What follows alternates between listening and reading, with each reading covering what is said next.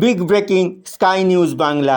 এই মুহূর্তে সবথেকে বড় খবর, টিএমসি এর রক্তদান শিবিরের মঞ্চ থেকে বিজেপিকে কটাক্ষ করা হলো।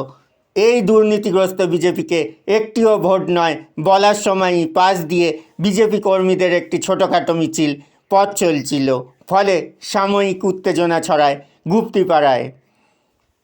আমরা দেখাবো নাম না করে বিজেপির মহিলা প্রার্থীকে মাইকে কি বললেন টিএমসির প্রার্থী। দেখতে থাকুন শুধুমাত্র স্কাই নিউজ বাংলায়।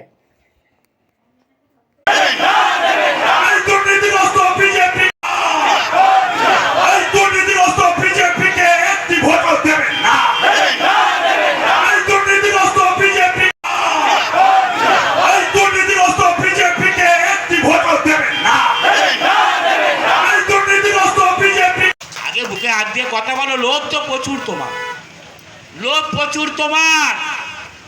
তুমি কখনো মাইক ধরে বিজেপিকে বলছো শালা, আবার কখনো বলছো মাইক ধরে বিজেপি আমার বাপ, বিজেপি আমার বাপ। সেই কে বাপ আর কে মা তার জবাব দেবে গুপ্তিপাড়া ওয়ানের মানুষ।